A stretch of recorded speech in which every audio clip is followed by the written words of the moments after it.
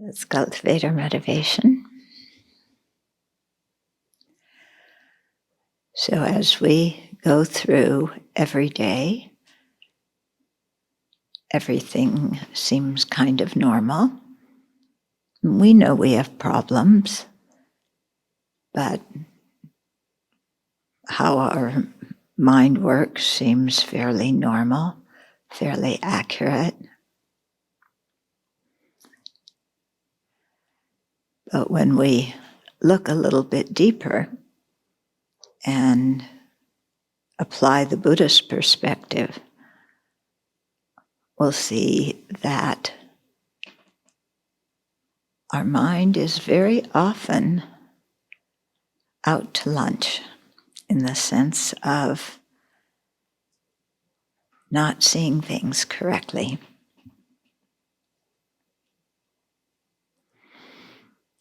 So psychology has a way to help us with many of our problems in this life, and it has its own way of attributing causes of these problems. But it functions within the context of this life. And so therefore, in explaining our problems, their origin, and as well as how to overcome them, it has a comparatively limited perspective. It doesn't take into account previous lives, doesn't take into account future lives. It has no description of innate and acquired afflictions.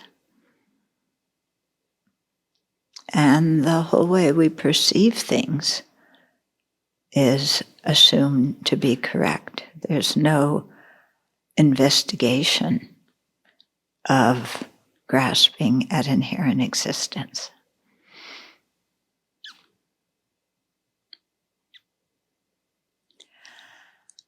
So the Buddha presented a whole different way to look at our mind and also its potential.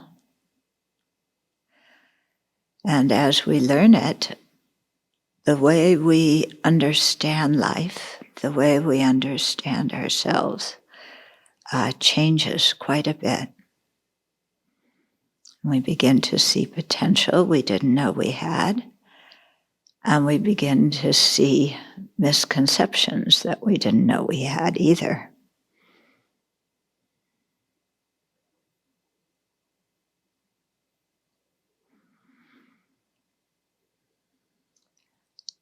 And the Buddha always asked us, what is our intention? What is our motivation?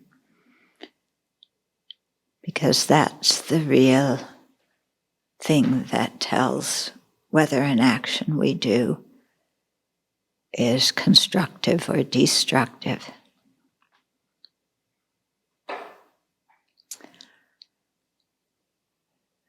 So we're going to cultivate motivation now of compassion for all sentient beings, wanting to contribute to their welfare. And in order to do this, to learn the Buddhist teachings, apply the Buddhist perspective for analyzing the mind and its perceptions and conceptions.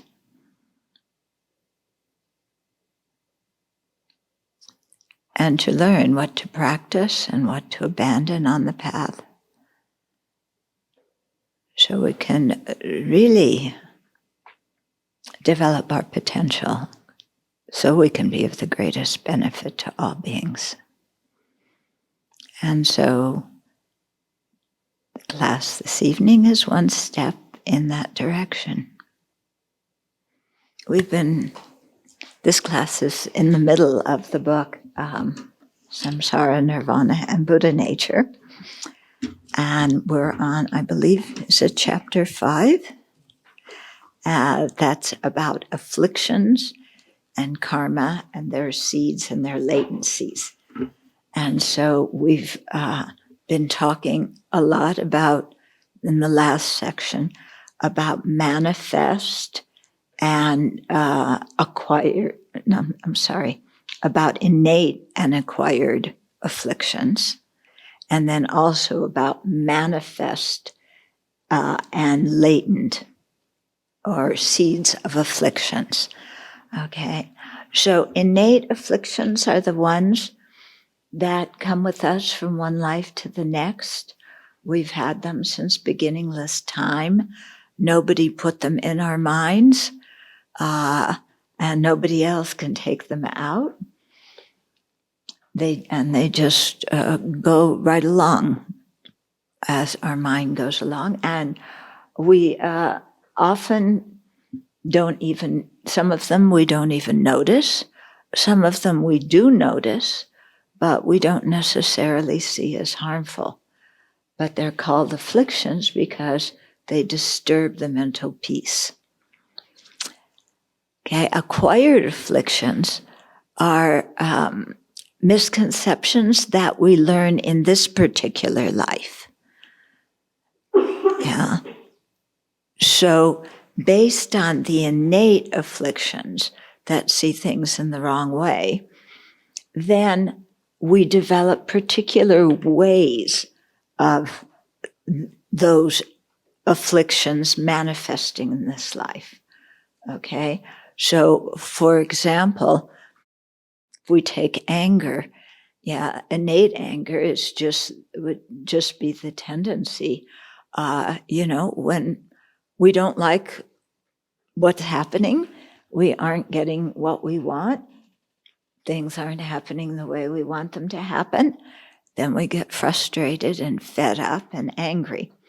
Okay, so it's the general thing of exaggerating the disadvantages of someone or something, and then being angry, wanting to strike at it and destroy it that way, or completely get away from it and destroy any contact with it. Okay, so that's, that comes with us. We all have anger, right? Yeah. Then how does that anger manifest? So that might rely a lot on what we learned in this life. So, for example, if we grew up in a family where there was racial or ethnic or religious bias, we may have been taught to dislike a certain group of people, and to feel threatened by that group of people, and therefore be angry at them, reject them, push them away. Okay? We may have learned different views in this life about what to do if we're angry. We may have been taught that you just push it down and plaster a smile on your face. We may have been taught to strike back and destroy. We may have been taught that it's virtuous to destroy the infidels and the people who harm our own group. Who knows what we may have been taught, okay? But these are the acquired afflictions, okay? So there's a whole, and that's just looking at anger, and there's a whole bunch of other afflictions to look at too. So there's a lot of different aspects of ourself to look at and investigate and bring to the surface and question. And, are these mental states, first of all, are they accurate? Do they correspond with at least conventional reality? And are they beneficial? Do they really help me to bring about the peace and happiness that I seek? Yeah, so in doing this, we find a lot of surprises.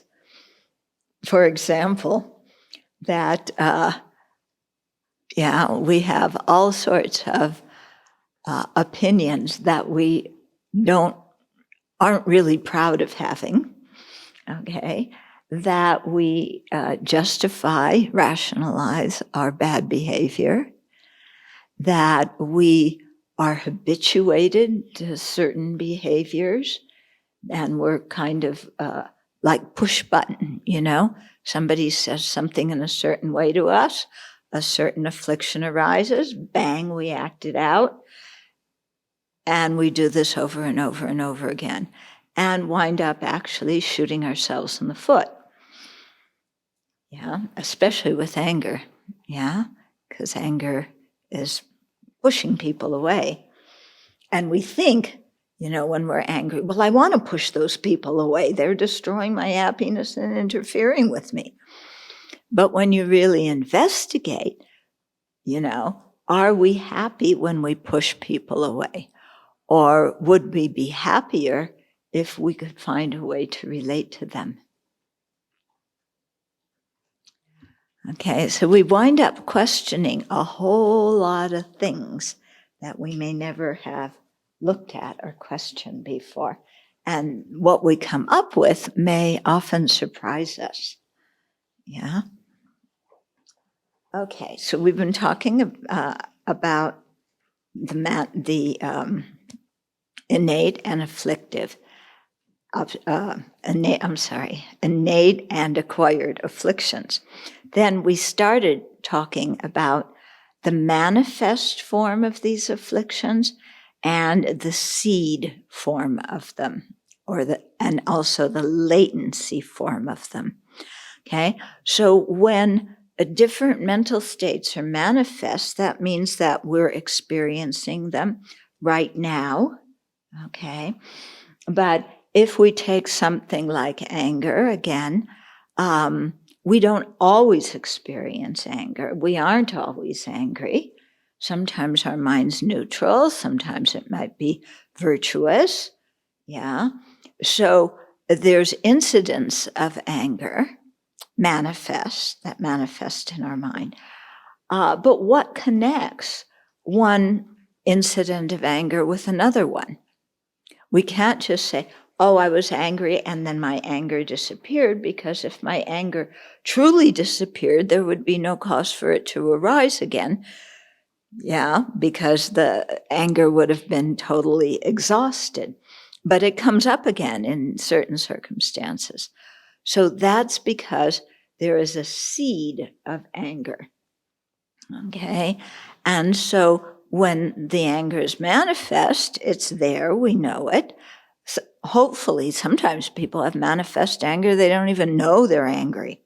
Okay? And then they calm down, and so the anger goes back into a seed form. And then next time certain circumstances happen, they trigger that seed form to come into a manifest form. Yeah. So we started talking about that last time, and there developed a big discussion about, are there many seeds of anger? And each time you get angry, do you have a seed? And, how big are the seeds different sizes? Okay, so it's very important here. When we use certain words, we are using words that represent physical things, because we are beings that are very geared outward towards what our five senses. However, what we're talking about here are not things that you see with your eyes or hear or smell or taste or touch. We're using those words to actually represent things that have no physical form. Yeah. So in that way, when we're talking about afflictions, it doesn't really matter, is there one seed of anger or many seeds of anger? Because the point is that between one incident of anger and another, there's some kind of predisposition that's going along that hasn't been eliminated from our mind stream, okay? And so we have to be quite careful and not concretize in a physical way these words that sound like we're talking about physical things, but they aren't. Okay? We had quite a big laugh about that during the week. Okay, so I'll just start with the preceding paragraph from where we stopped last time. So the seed of anger is not what psychologists call repressed anger. Having the seed of anger does not mean there is low-grade anger in our minds all the time. Rather, it simply means that the potential to become angry again exists in our mind streams, even though we are not angry now. So when we talk about seeds and latencies, we're talking about mostly about potentials. Yeah. Okay, so similarly, self-grasping, the grasping at ourselves and all other phenomena as inherently existent, isn't always manifest in our mind. It often is, but not always. But its continuity hasn't been eliminated. Okay, it is present in the form of a seed. So this whole topic of the afflictions going into a seed form is quite important, because as long as that seed is there, in the right conditions, that affliction is going to manifest. And if the conditions get really extreme, then how the form our anger takes and how it's getting acted out becomes very extreme. Okay? So there's no reason for us to be at all arrogant, like, oh, that person's really angry, but I don't get angry like they do. Okay, we may have worked on our anger. It may not manifest as, in ordinary conditions as intensely as somebody else's, but because that seed is there, given the right conditions, our anger could manifest in a really explosive way. Yeah. So this is all to warn us not to be complacent and not to be arrogant at all, okay? So when we encounter certain conditions, for example, someone falsely accuses us of bad behavior, how do you usually react? Yeah, you're defensive. Yeah. Do you smile at the other person? How do you act when you're defensive? Oh, you all look so terribly innocent now. Yeah. How have you seen other people act when they're defensive? I'm sure you can tell me that. Yes? We deny it. I am not. You are not defensive. Or wherever they're throwing at. Yeah, whatever they're throwing. I did not do that. I am not like that. I would never do that. Shocked and surprised that they even thought it. Yeah, how could you even impute that on me? Ask for proof. Huh? Or you ask them to prove it. Oh, yeah, exactly. Yeah. We're going to open the Justice Department here. Yeah. Prove that I did that. I want to see the evidence. Concoct lies. Huh? Concoct lies. Oh, yeah. And then we lie. Yeah. Oh, I didn't do that. In fact, I did exactly the opposite. And we blame somebody else. So-and-so was the one who did that. Yeah. And it starts when we're young. If you have brothers and sisters, who started the fights? Did you ever start the fights? No way. No. It was always our brothers or sisters who started the fights. But we got blamed unfairly. Huh? Okay. So, for example, someone falsely accuses us of bad behavior, and this seed the seed of self-grasping, causes self-grasping to arise as a manifest mental state. Okay, so we start grasping, I am being threatened. This precious I that is the thing that my whole life revolves around, that the whole universe should revolve around, is being threatened. Yeah. So then in the same way, during the death absorptions, when the white appearance, red increase, black near attainment, and clear light of death of samsaric beings, during that time, self-grasping is not manifest, although it is present as a seed. So as we die, the body loses the power to have very coarse afflictions, and in the subtlest state, the afflictions cannot manifest. Okay, but that doesn't mean that we are affliction-free. We have not counteracted the afflictions, so they can never arise. So the seed of the self-grasping goes into the next life. Okay, so because it has not yet been abandoned, self-grasping will reemerge in manifest form in our future lives. Okay, there are also seeds for virtuous consciousnesses.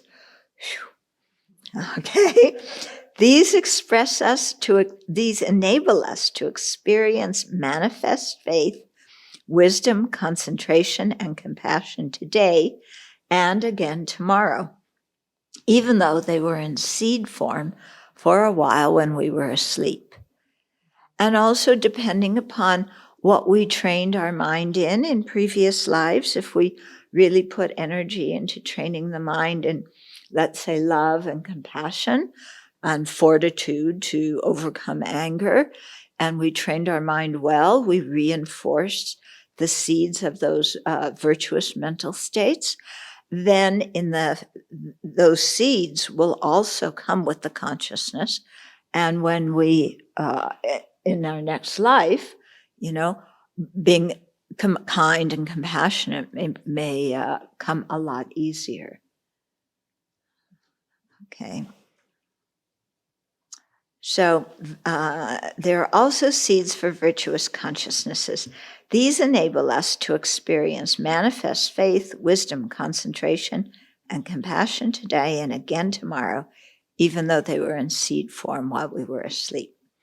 Reflection on the existence of seeds of afflictions keeps us humble.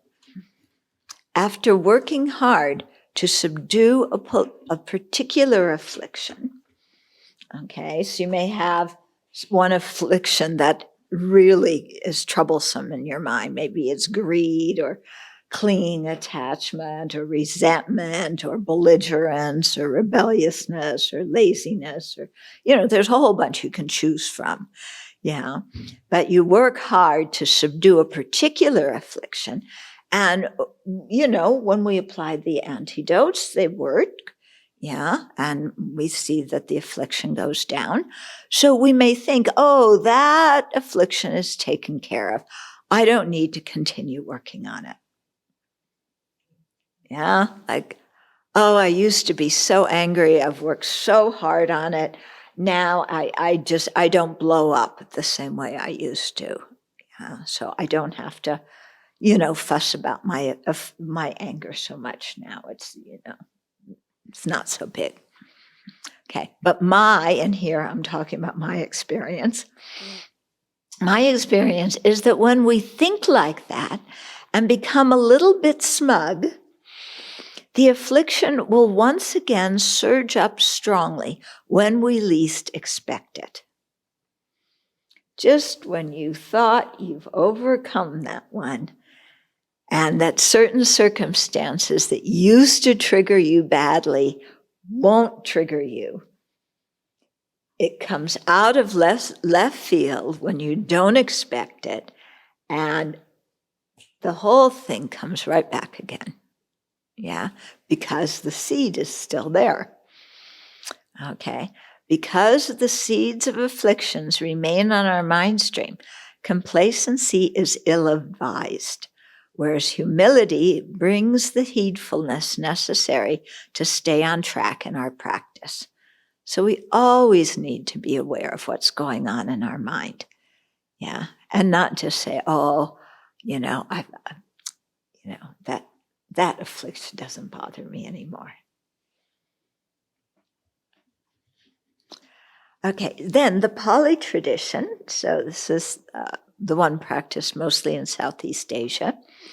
The Pali tradition speaks of underlying tendencies as connecting one instance of a root affliction with a later instance. So that's how they, instead of saying seed, they say underlying tendency. And it also explains that fetters and other defilements exist on 3 levels. Okay, first level as underlying tendencies that are potent, latent potencies in the mind. Okay, so you're not manifest in that mental state. It's latent. It's an underlying tendency. Yeah. The second level is as manifest fetters. They actively enslave the mind. So that's what we were just talking about. It comes on, it manifests in your mind. As soon as an affliction is manifest in our mind, we become a slave of it. Okay? Anger tells us to go tell somebody off. Yep. Oh, sorry. I do it this way. Yep. I'll go tell somebody off. Greed tells me to go get something. I go do it. Okay? And we just follow the afflictions. And we think the afflictions are making us happy. Yeah, they're taking care of us. Okay. So, and then the third level of afflictions is as motivating forces, they motivate non-virtuous actions of body and speech. Yeah. So the first one was the latent underlying tendency. The second one was manifest. And then the third one is it's even stronger because now it's causing our mouth to move and our body to move. Okay, and so we're really acting it out physically in some way, usually against some other sentient being who is wondering what in the world is going on. Yeah, like, what happened to you? Okay. When we ordinary beings are not resentful, the underlying tendency of resentment still exists in our mind stream. Someone criticizing us triggers this seed or the underlying tendency, and we become resentful. Okay, this is manifest resentment. Okay. Now, by this point, our physical appearance may begin to change. When you get really resentful, what happens in your physical appearance? Yeah, your face gets dark or it gets quite red, you know. Yeah, early brow. How about your muscles? Tense. Yeah. Really tense. Okay. So to look and to see also physically what's going on when these are manifest. If we leave our resentment unchecked and neglect to apply an antidote, it will increase and motivate us to say cruel words or plot how to harm someone. This is the motivating level of resentment. Okay, so you sit there with your resentment. You go over and over in your mind the story of what that person did that was definitely unfair, or how they have an advantage that you should have, and you resent them for it. Okay, and you go over and over the story, until a point where then you go act it out. So what do you do when you resent someone? Trash the reputation. You trash their reputation. Yep. You bottle it up and don't say anything because you're ashamed about it. Yeah, you could bottle it up. Don't say anything because you're ashamed. But do you act the same way towards the person? Mm-mm. What do you do? Maybe you slip in little remarks here and there to them. Yeah, you slip in some marks when you can. Okay. You turn away from them? Yeah, they're walking down the corridor. You turn away. You scowl.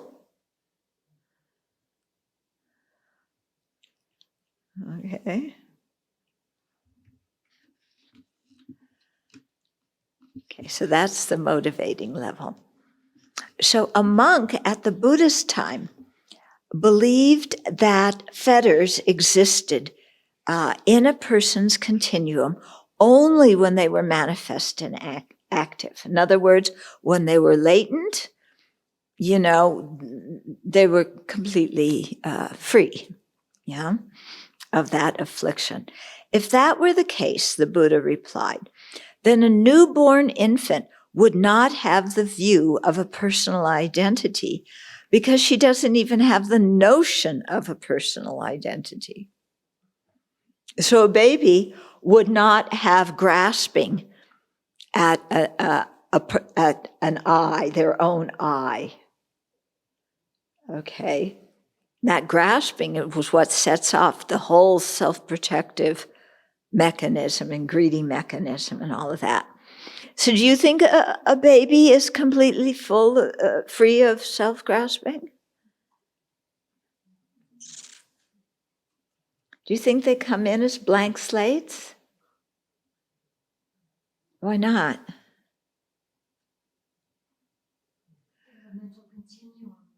Yes, but how do they act that would show you that they would have self-grasping?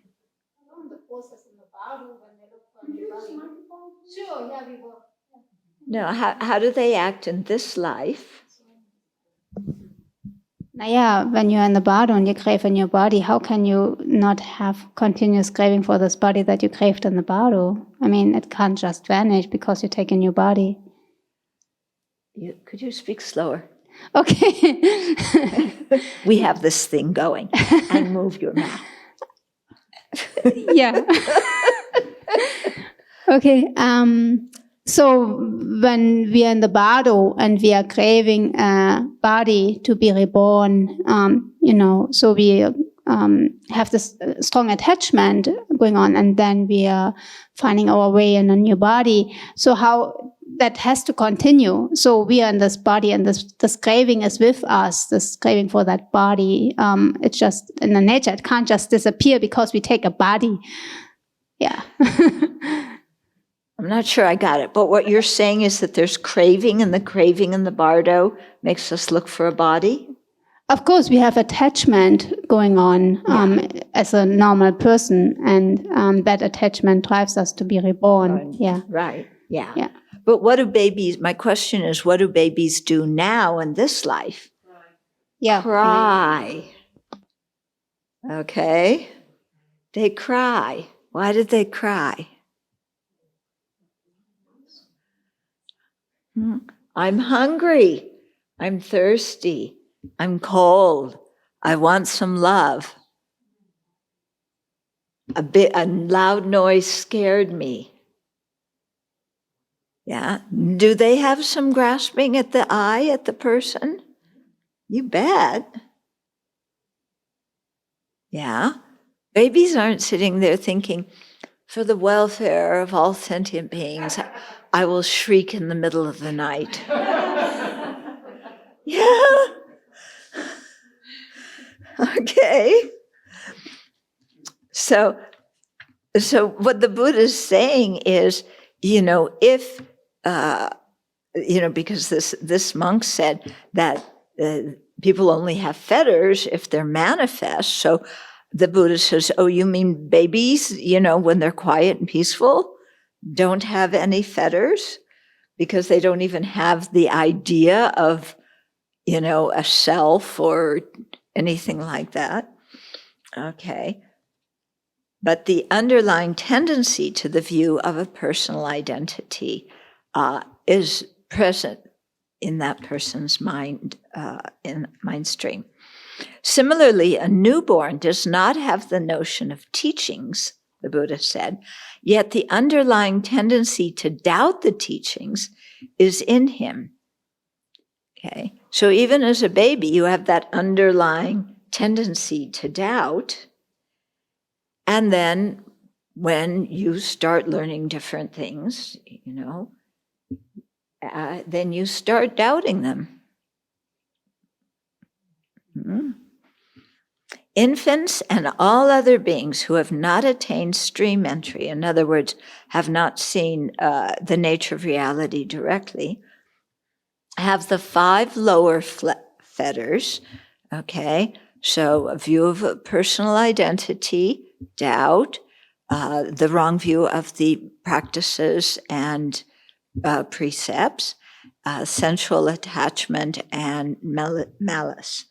Okay, so they, infants and all other beings who have not attained stream entry have the 5 lower fetters because they have the underlying tendencies for them. Okay, but the commentary says that the underlying tendencies and fetters are not distinct. A defilement is called an underlying tendency in the sense that it has yet to be abandoned and still resides in the mind stream. It's called a fetter in the sense that it binds us to cyclic existence. So what it's saying is we shouldn't think of manifest afflictions and the seeds of afflictions as like 2 totally cut off things. They're talking about how an affliction exists in the mind stream. One is as a potency, and the other is as a manifest mental state. Okay. So, whether babies come in as distinct, as clean slates, yeah, many people say that, and they think babies are so innocent, and toddlers are so innocent. Yeah. In one way they are, but were you ever bullied in grammar school? Did you ever bully other kids? Did other kids ever throw stones at you, or did you throw stones at other kids? Where did all of that come from? Yeah. Are kids really innocent?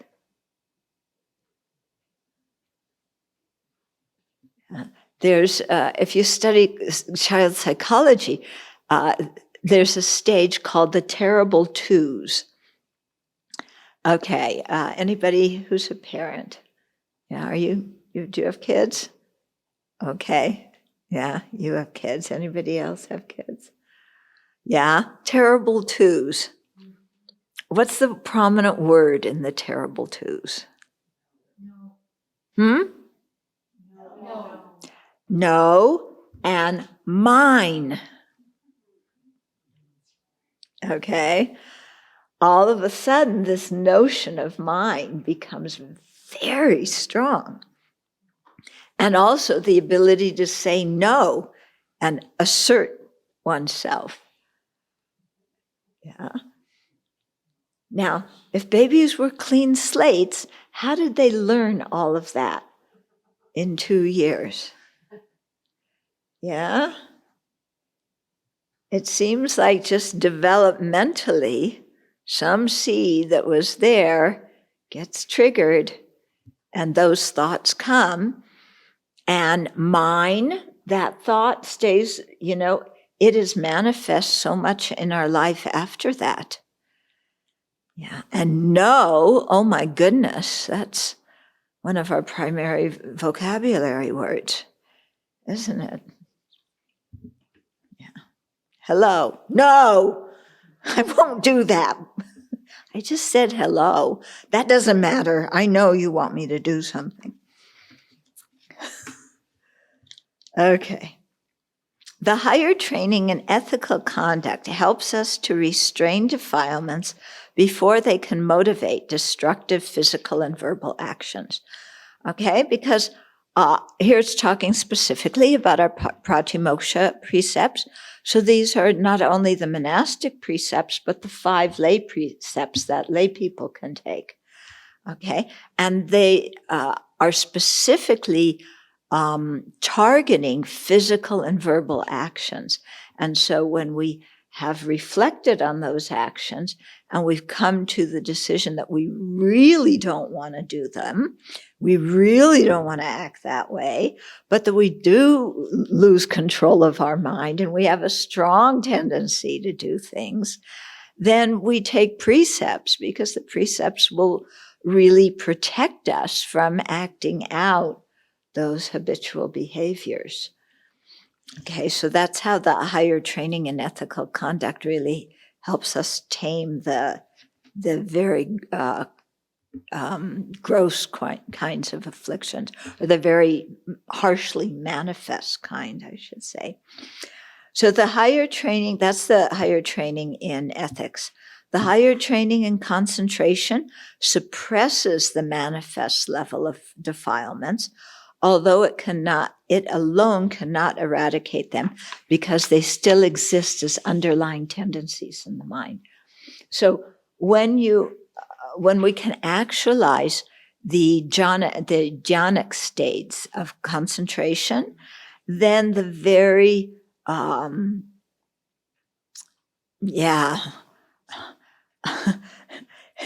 harmful forms of these manifest afflictions can't arise, because the power of concentration is so long that they're suppressed. But the seeds have not been eradicated. So as soon as you are not in that concentrated state, or don't keep your concentration up for a long period of time, then because the seeds are there, the afflictions again manifest. So only an Arya's higher training in wisdom can eradicate the underlying tendencies completely. That's why we need wisdom. Okay, so now the latencies of afflictions. So remember, the seeds of afflictions and latencies of afflictions are different. The seeds of afflictions tie one moment of manifest affliction to another moment of that same affliction. And those are called afflictive obscurations. So they need to be eliminated in order to attain the state of an arhat. There's another level of afflictions here. It's the latencies of afflictions. And those are still on the mind stream, even in arhats, and they need to be eradicated in order to attain Buddhahood. So those are the latencies of the afflictions. So latencies of afflictions are predispositions, imprints, or tendencies on the mind stream. Subtler than the seeds of afflictions, the latencies of afflictions do not give rise to manifest afflictions. Okay, so they don't give rise to manifest consciousnesses. They are cognitive obscurations that are possessed by all sentient beings, including arhats and the pure ground bodhisattvas. So pure ground bodhisattvas are 7th, 8th, and 9th ground. 8th, 8th, 9th, and 10th. It's written here. Why did I say it differently? 8th, 9th, and 10th grounds, because at that level they have cut the afflictive obscurations, but they still have the cognitive obscurations. So the latencies of self-grasping ignorance give rise to the appearance and perception of inherent existence. Okay, so here's this word nangwa. in Tibetan. And it can be translated as appearance, and it can also be translated as perception. So what it is here is it's an obscuration coming that's on the mind. It's not coming from the object. It's coming from the mind. Okay. So because it's coming from the mind, it's more like a perception of inherent existence, because it's something that obscures the mind from seeing things as they actually are. But because of that obscuration, when our senses contact things, all these things appear to us inherently existent. So it's sometimes translated as appearance. Okay. The problem with translating it as appearance is that sounds like the problem is with the object. The object is appearing inherently existent.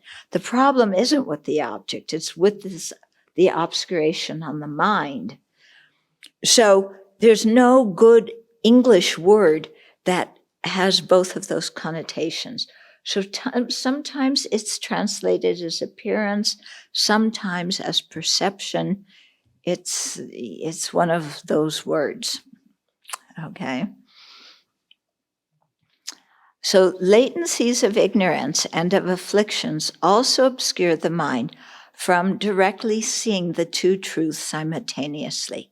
So these latencies are not manifest states of mind. Like I said, they aren't consciousnesses, but they obscure the mind. Yeah. It's, the example is often given of, you cook onions in a pot. The onions are like the afflictions and the seeds. You take the onions out, but the pot still smells. So that smell, the leftover, is the obscurations, the obscurations of omniscience, cognitive obscurations that impede us from having omniscient mind and from seeing the two truths simultaneously. Okay, the latencies, that's one effect of these latencies. There's some more coming.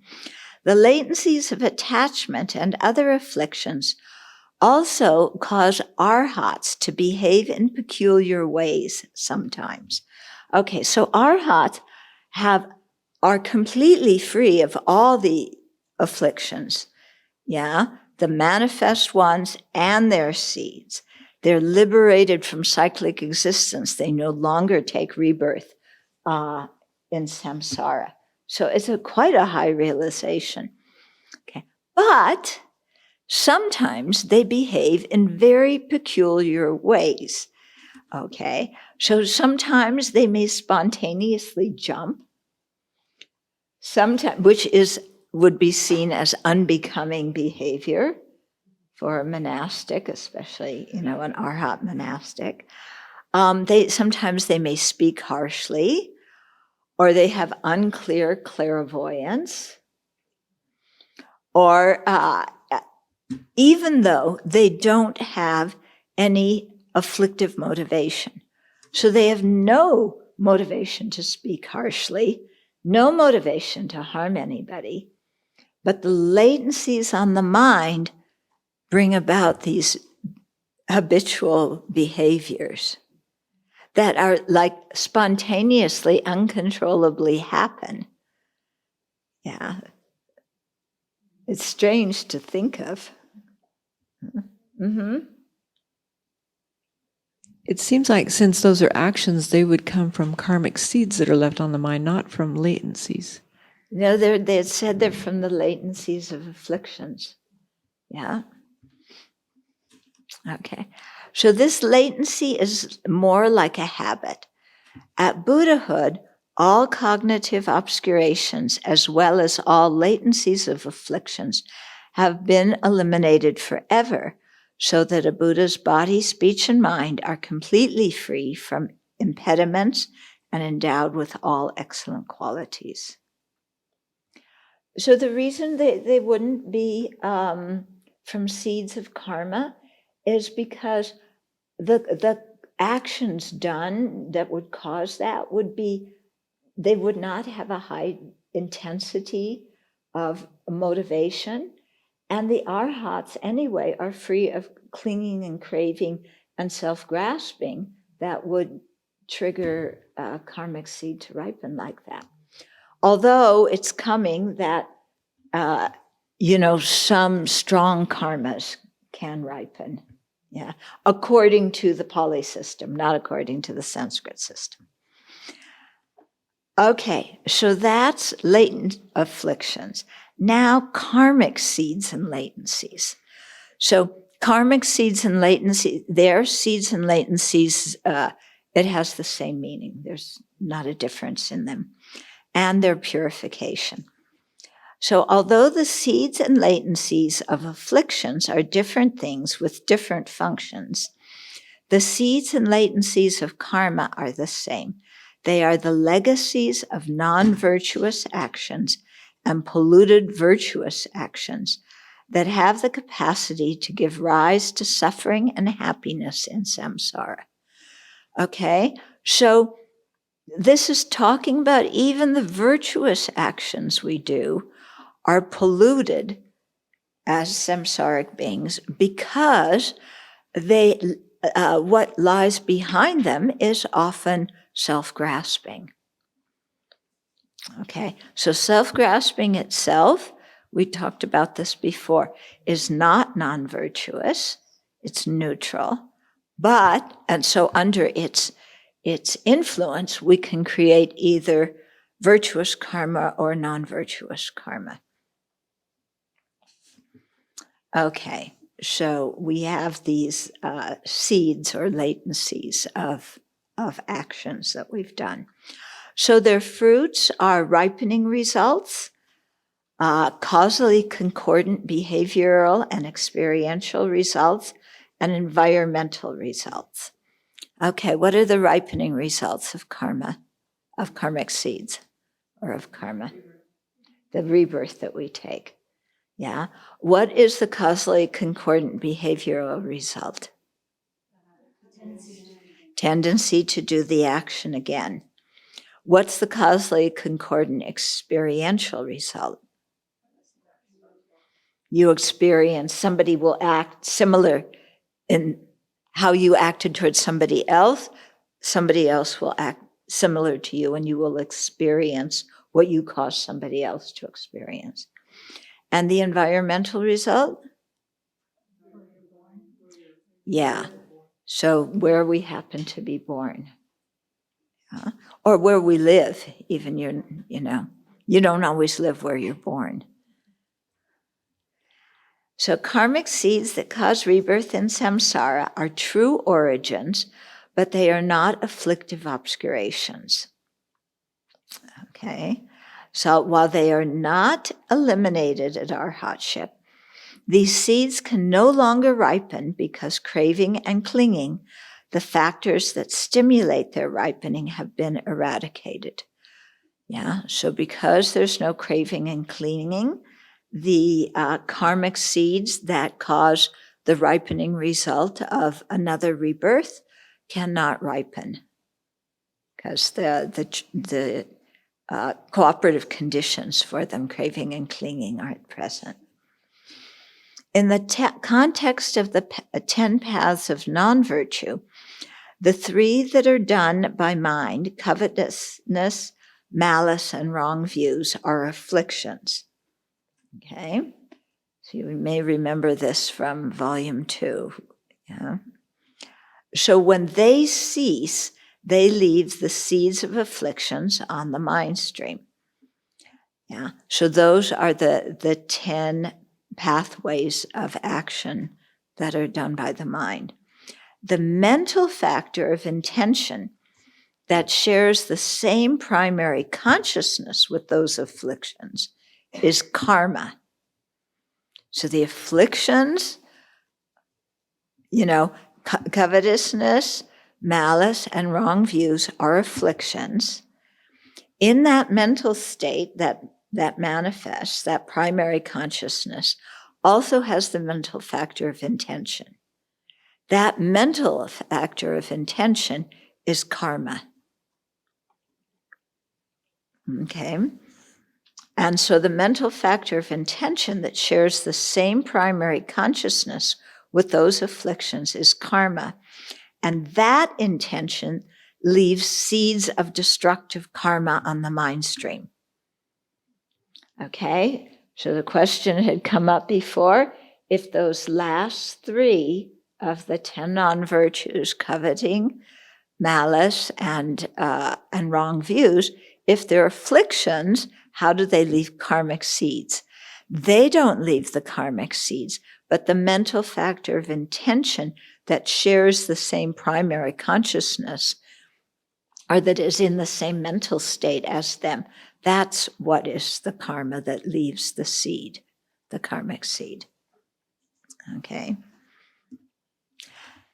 So the mental paths of virtue, non-covetousness, non-malice, and correct views, which are not just the absence of covetousness and so forth, but mental factors that are the opposite of them. Okay, so instead of non-covetousness, there would be an attitude of giving, of sharing. Instead of non-malice, instead of malice, there would be benevolence. Instead of wrong views, there would be correct views. Okay, so those leave the seeds of those virtuous mental factors when they cease, and the intentions that accompanied them leave the seeds of constructive karma. In the chapter on fortitude, in Chandrakirti's supplement to Nagarjuna's treatise on wisdom, Chandrakirti speaks of the great adverse results that arise from one bodhisattva becoming angry at another. These range from the destruction of virtue created over thousands of eons to suffering experiences, to obstructions preventing advancement to higher paths. So this is explained also in chapter 6 of Shantideva, which we're currently studying on Thursday mornings. So you'll hear more about it, and you will get the math the math of merit and the math of the destruction of merit. Okay, how many eons get destroyed with one moment of anger and so on. Even when neither the person nor the person even when the angry person and the person he's angry at are bodhisattva. No, even when neither the angry person nor the person he is angry with are bodhisattvas, anger can destroy the root of virtues. The Questions of Upali Sutra speaks of 3 levels of the destruction of the root of virtues. Okay? So the root of virtues being diminished, thoroughly reduced, and completely consumed. So you've worked really hard to create those virtues, you know.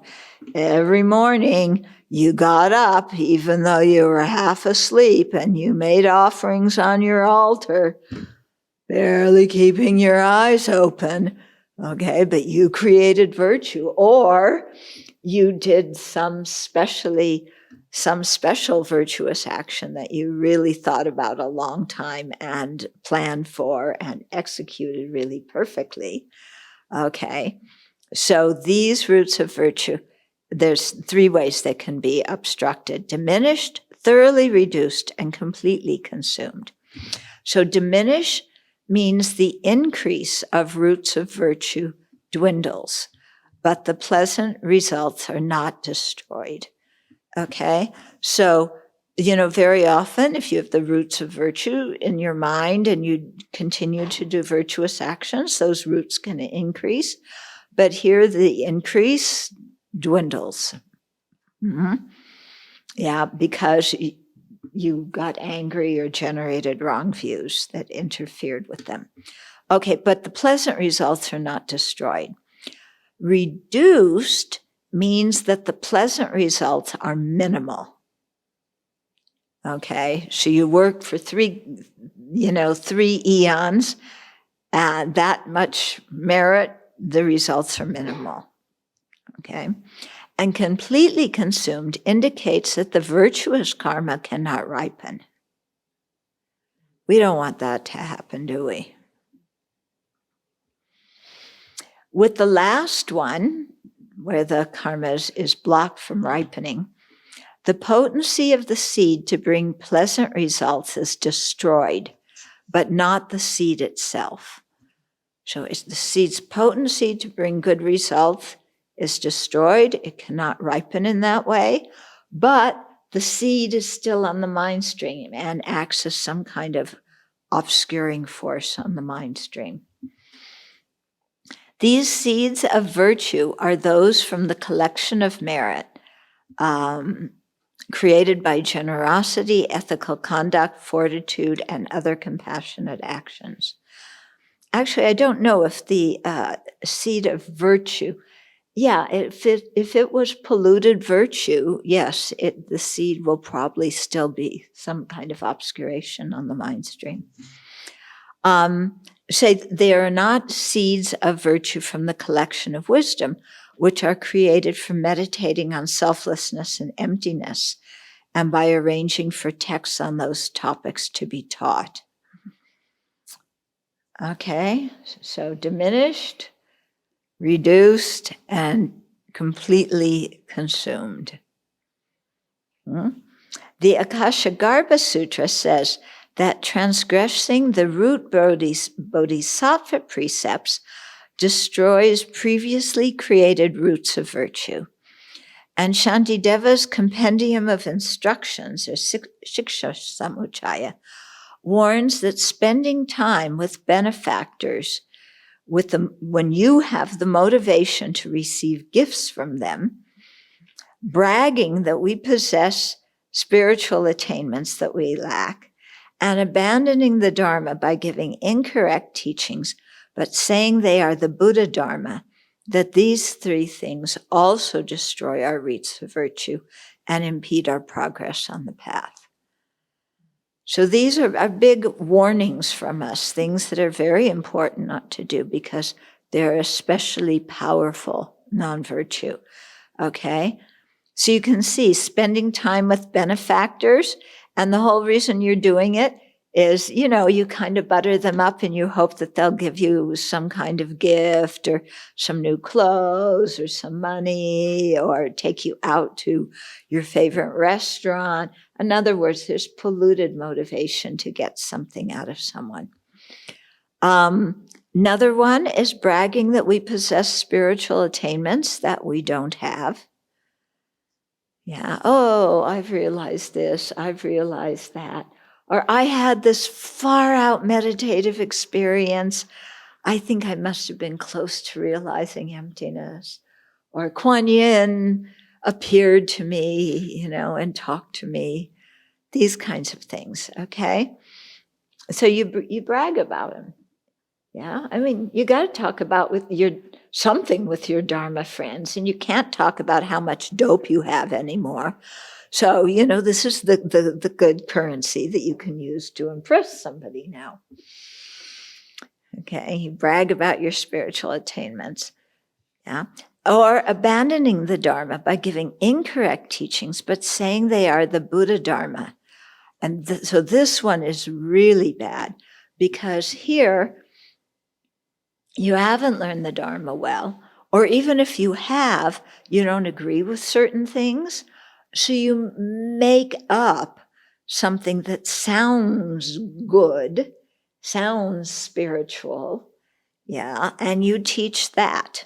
And that's very harmful for other people's minds because I've really noticed that sometimes the things that people learn first in their first Dharma courses are the things that they really hang on to. And if that person who taught that was teaching the wrong thing, then afterwards, they may come across a really qualified teacher who says something different, but the person doesn't believe them because they're hanging on to what that initial teacher said. So, like pretending we know things that we don't know, teaching things we don't know, making up phony baloney answers because we don't want to say, I don't know, then all of this can be really, really dangerous, and people going around saying, oh, the Buddha didn't teach rebirth and this kind of stuff, is very not karmically not good. Okay. So then the question arises. The teachings of Akashamati Sutra says that just as a drop of water that falls in the huge ocean is not consumed until the ocean dries up, so too merit derived from actions motivated by bodhicitta and dedicated for awakening are not exhausted until awakening. We've heard that many times in teachings, haven't we? If you dedicate your merit, it prevents it from, they usually say it prevents it from getting destroyed. That's not true. It prevents it from getting exhausted. Okay?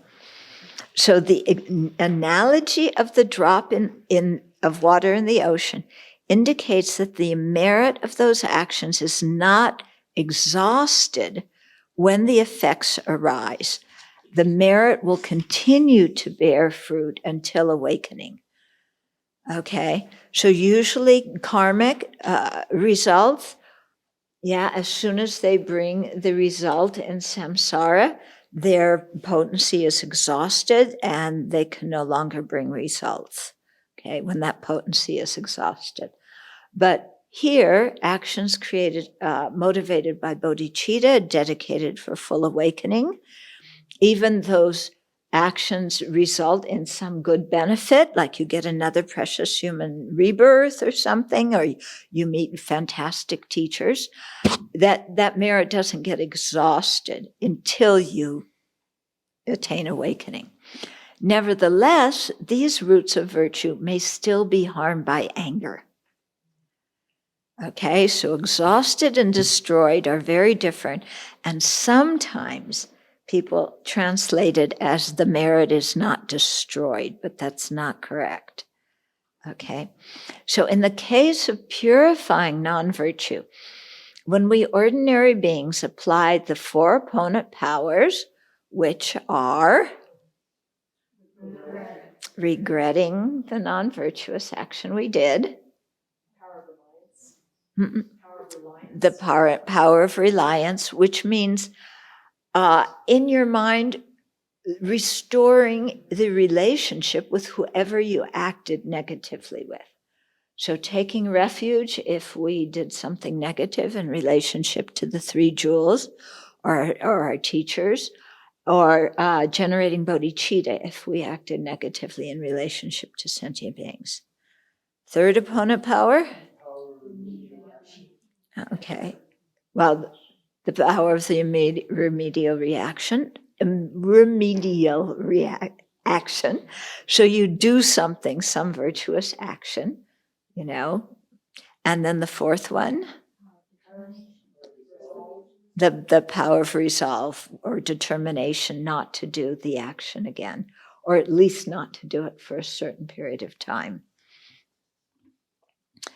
Okay. So when we ordinary beings apply the four opponent powers, we impede the ripening of the seeds of destructive karma by diminishing, reducing, or completely consuming their potency, as described above. So either diminishing the result and keeping the potency from multiplying, reducing the amount of suffering you experience, or completely consuming it so that no detrimental result or painful result is experienced. So depending on the strength of the four opponent powers, the potency of the seed may decrease, or the coming together of the cooperative conditions for the seed's ripening may be delayed. Yeah, which gives you more time to do more purification. If purification is strong, the potencies of the seeds, their negativity, is disabled, although these deactivated seeds remain on the mind stream, like burnt rice seeds that remain in the ground, okay, or knapweed seeds that have been sprayed, okay. The seeds are there, but they can't grow any knapweed, although they seem to anyway, don't they? Yeah. The seed is there, but it cannot bear a result even if suitable conditions occur. Purification by means of the wisdom directly realizing emptiness, which begins with the path of seeing, is the most powerful purification. It thoroughly destroys those seeds of non-virtue. Okay, and it's the thing that starts eradicating them, even the burnt seeds from the mind. Vaibhasikas and Satantrikas say that it is not possible to purify seeds of destructive karma completely. Some result must be experienced. Okay, thank goodness the Prasangikas don't think like that. Okay, well, it doesn't matter what people think, it matters how things really are, doesn't it? Okay, as proof, the Vaibhasikas and Satantrikas recount a sutra passage attesting that the Buddha experienced pain after stepping on a thorn due to a subtle remaining karmic seed. Okay, so they say the Buddha actually experienced pain when stepping on that thorn. The upper schools say that the Buddha appeared to experience pain, but he didn't really. Okay. Similarly, the Vaibhasikas and Satantrikas say that Moggallana's tragic death, in which he was beaten by robbers, was due to previous destructive karma, the seeds of which remained on his mind stream even after he attained arhatship. So even arhats experience results of negative karma. Chittamatrans and Madhyamakas, however, assert that all seeds of destructive karma can be completely purified so that no suffering ever results from them. Okay. And then the seeds and latencies are abstract composites. They are neither form nor consciousness. Of the 5 aggregates that are the basis of designation of a person, the seeds and latencies are included in the 4th aggregate, the aggregate of miscellaneous factors. While the actions and afflictions that create seeds and latencies may be virtuous or non-virtuous, the seeds and latencies themselves are neutral.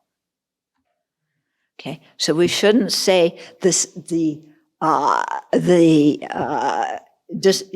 non-virtuous seed of killing. It should be the seed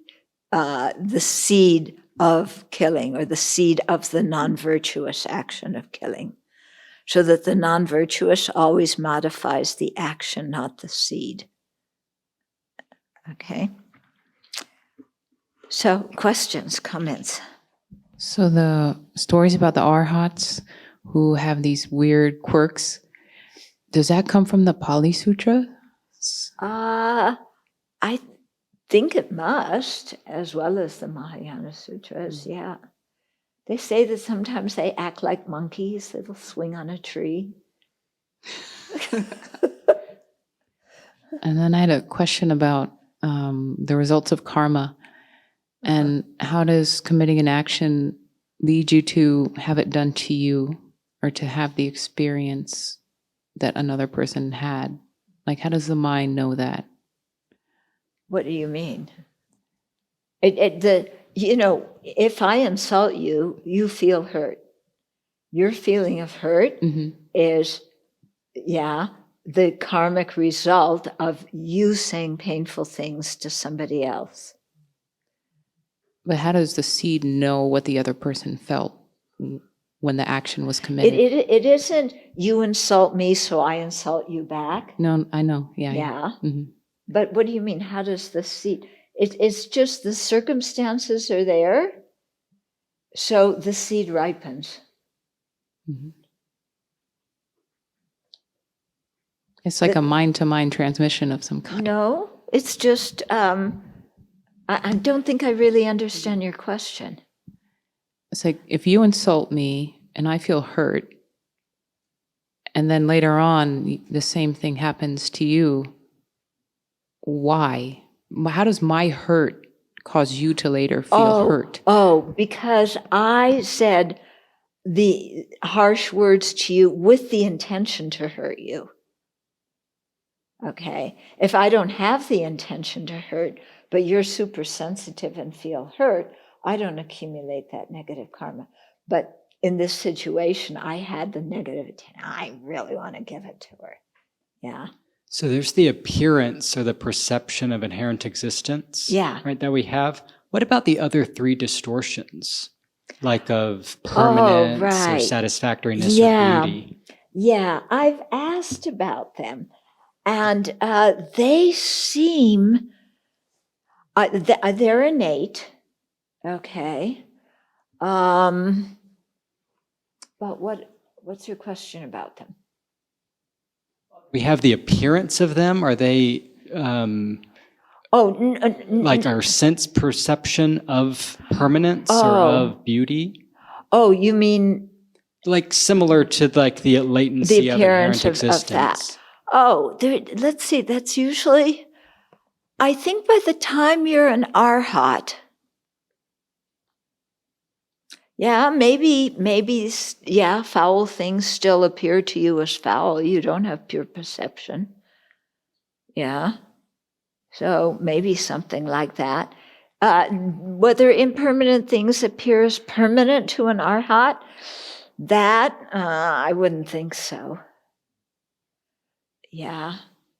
And that things that are dukkha in nature appearing as pleasurable, not to an arhat, no.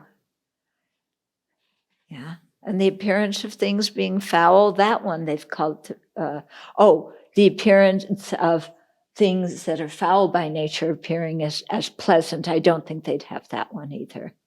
Yeah. Can seeds and latencies manifest in lucid dreams? What manifests? Seeds and Latencies. Manifest in dreams? Lucid dreams? Well, usually you start out dreaming and then in the middle of the dream you become lucid. So if you become lucid at all. So, the dreams, it's explained somewhere in this chapter, like you see something during the day and then you dream about it at night. So that's another kind of seed. That's not a seed of afflictions or a seed of karma. It's just the seed of, having contact with an object and then you dream about it. Yeah, I don't think it matters much whether you're lucid or not in the dream in terms of what appears.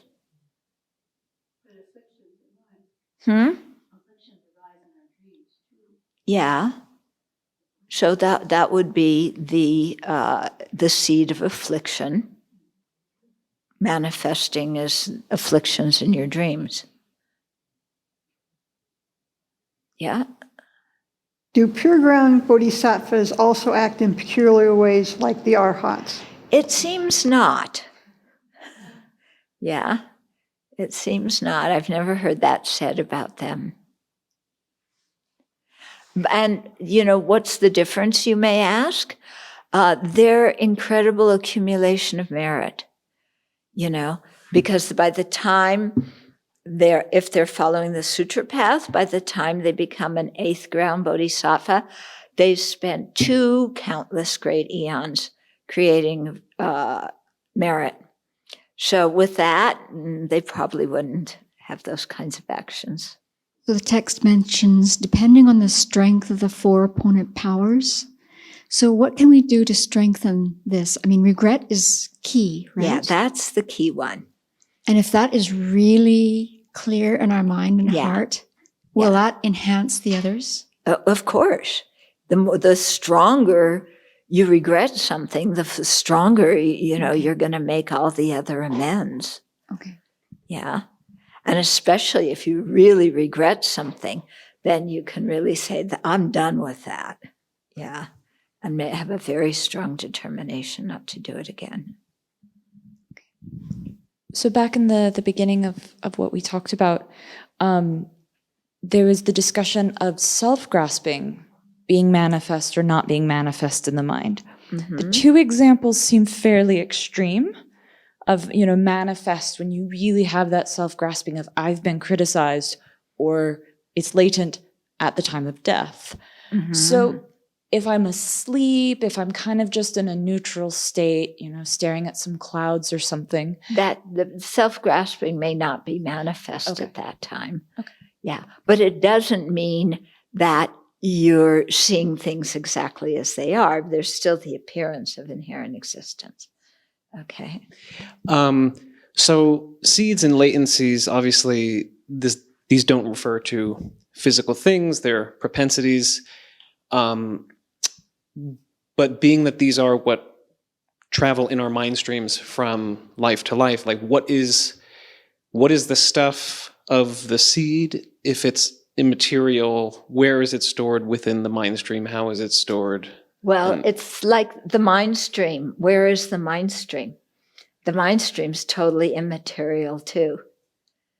So we use the word mind stream and we have the image of, something like, or we hear, the mere self. And, it's just like in the movies, there's some ambiguous kind of cloudy thing that's really me, that's my mind stream, that when I die, it comes out up here and then it goes over somewhere else and drops down. It's not like that. There's nothing made of form. So, but look, if I say to you, okay, trust is an emotion. Does trust have color? Does it have shape? Can you hear it? Can you smell it? Can you see it? Right. So that much I understand. To speak of it as a propensity within this life, like that seems graspable enough conventionally.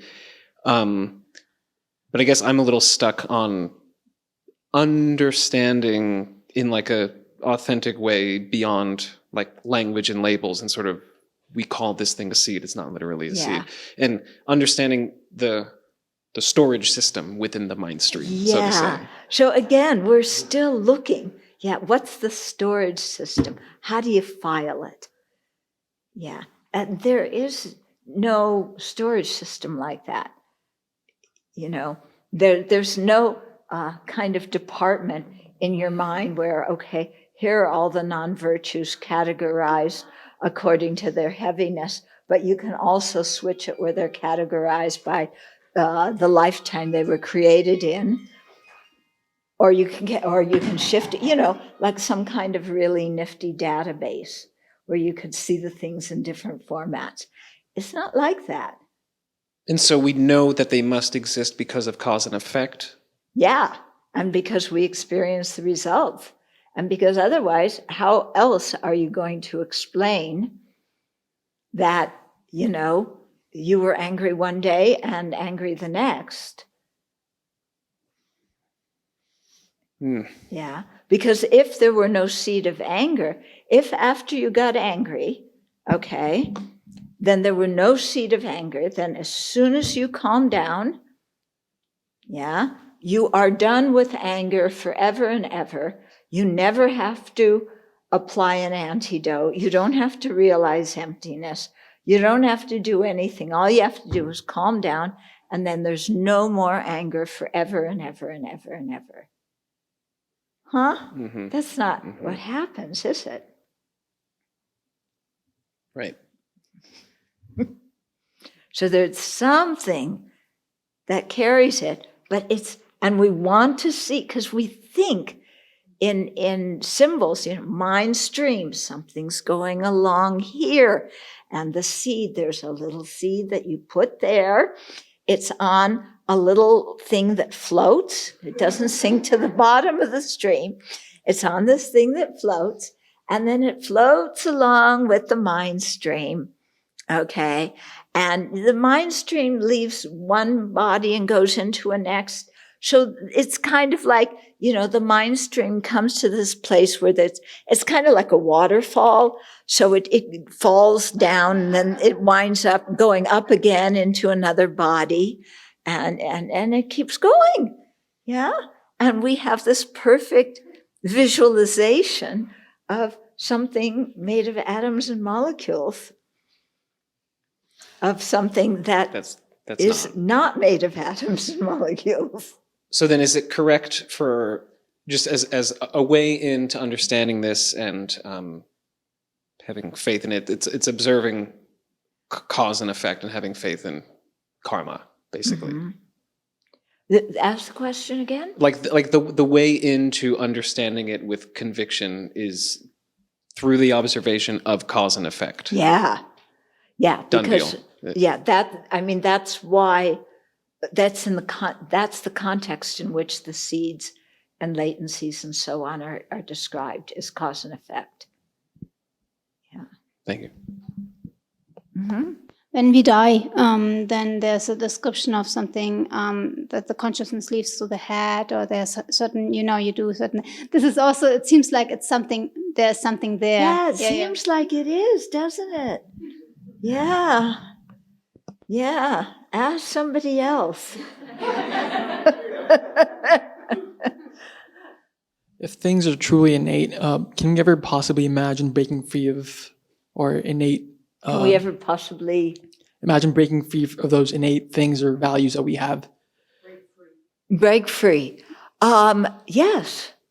Yeah. I mean, this is why we practice the Buddha's teachings, because what he taught is the antidotes to these things. So, things are innate, but the afflictions are all innate, but not all of them are innate. They are all rooted in self-grasping ignorance. Okay? So this ignorance grasps the I, the person, as well as all other phenomena, to exist in the opposite way from how those things really exist. When we develop wisdom that can see how things really exist, that ignorance, as the more we meditate on the wisdom, and it seeps into our mind how things really exist, then the ignorance gradually goes down and down and down until it's completely eliminated. When the ignorance is overcome, then the things that depend on it can't arise.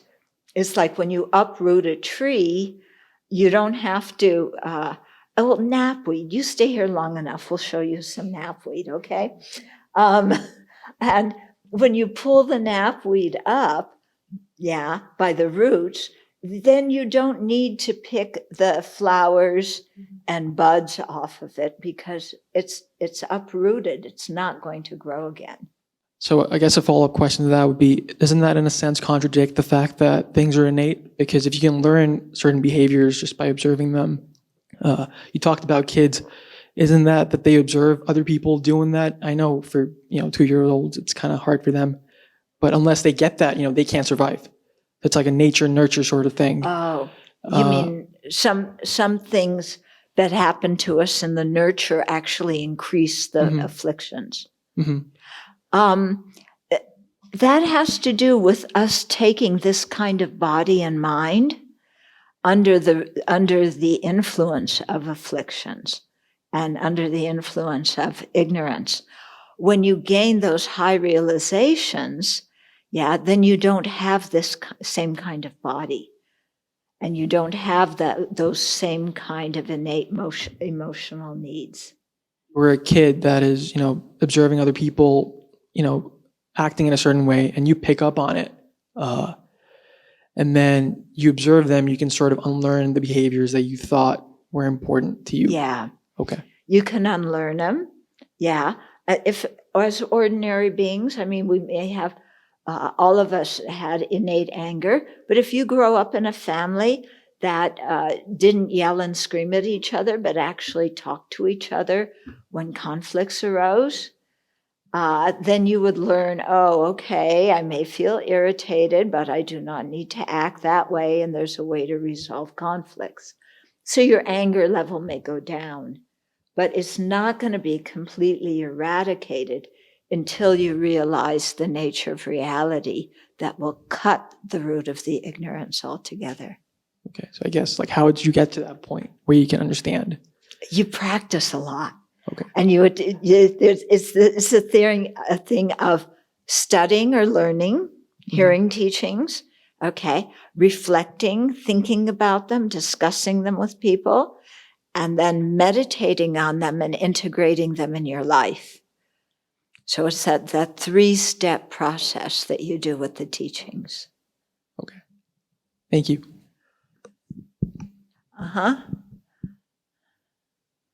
This will be the last question. If someone intends to hurt by saying harsh words, how does that cause them to be hurt in the future by someone's harsh words to them? In the same way that I just described to her, you are intending to speak with somebody with harsh words. That plants the seed of that destructive action on your mind. And then when causes and conditions come together in another life, that seed will ripen as a painful situation. Yeah, it may not ripen exactly as somebody saying the same words to you that you said to somebody else, but it'll ripen in some kind of painful situation with another person. Okay. Here I refer you to the chapters. There are a few chapters on karma in the foundation of Buddhist practice.